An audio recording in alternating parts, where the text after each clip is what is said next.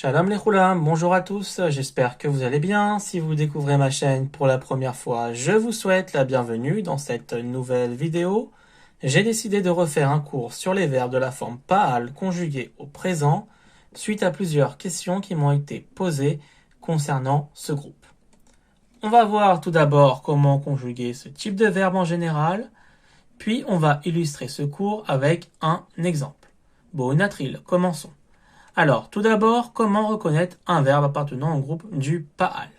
Ce qu'il faut savoir, c'est qu'au présent, les verbes du Pa'al se forment avec cholam, c'est-à-dire une voyelle qui a pour son O, qui est représentée soit par un point au-dessus d'une lettre, ou bien simplement par un vav et un point au-dessus de cette lettre.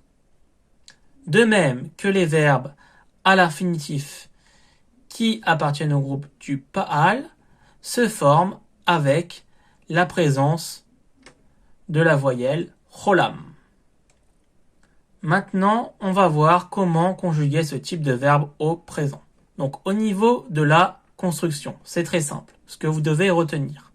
Vous avez besoin de la racine du verbe, qui est en général un ensemble de 3 lettres, plus donc la présence de la voyelle cholam, qui est placée entre la première et la deuxième lettre de la racine, et enfin les terminaisons du présent. Donc au niveau des terminaisons du présent, comment ça se passe? Au masculin singulier, il n'y a pas de terminaison. Pour le féminin singulier, vous ajoutez un tav à la fin du verbe. De même que pour le masculin pluriel, on ajoute im à la fin du verbe. Et pour le féminin pluriel, on ajoute ot à la fin du verbe. Donc là, on va voir maintenant un exemple pour appliquer ce cours. J'ai pris comme exemple le verbe lilmod, donc il y a un verbe assez courant qui signifie apprendre. Donc comme vous pouvez le remarquer, le verbe lilmod donc possède la voyelle cholam, que j'ai mis en évidence en rouge. Et ici, j'ai indiqué également la racine du verbe, qui est donc un ensemble ici de 3 lettres. Donc, au niveau de la conjugaison de ce verbe au présent, comment ça se passe? Pour le masculin singulier, ça sera lomed. Donc, ani, ata ou lomed. J'apprends. Donc, ici, comme je l'ai dit précédemment au niveau de la construction du verbe au présent, le cholam, donc qui est représenté ici par le vav et un point au-dessus de ce vav, est placé entre la première et la deuxième lettre de la racine. Pour le féminin singulier, donc pareil, lomedet, ani, at, i, lomedet. Donc là, pareil au niveau du placement de la voyelle cholam, on retrouve le même placement, mais ici, on a ajouté le tav.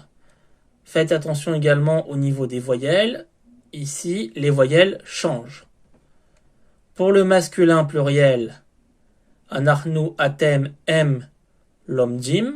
Donc là, pareil au niveau du placement de la voyelle cholam. Et également, ici, on retrouve la terminaison en bleu du masculin pluriel. Et enfin, pour le féminin pluriel, anachnu, aten, en, lom, dot. Donc là, pareil, on retrouve la voyelle cholam et la terminaison ot pour le féminin pluriel. Donc ce qu'il faut retenir dans cet exemple, la position du cholam, la position également des autres voyelles et également les terminaisons. Donc voilà donc ici un exemple qui vous servira de modèle type pour conjuguer d'autres verbes qui appartiennent à la même famille que lilmod. Tov, j'espère que cette vidéo pourra vous aider dans votre apprentissage. Je vous dis Leitraot Bekarov, à bientôt pour d'autres vidéos. Bye!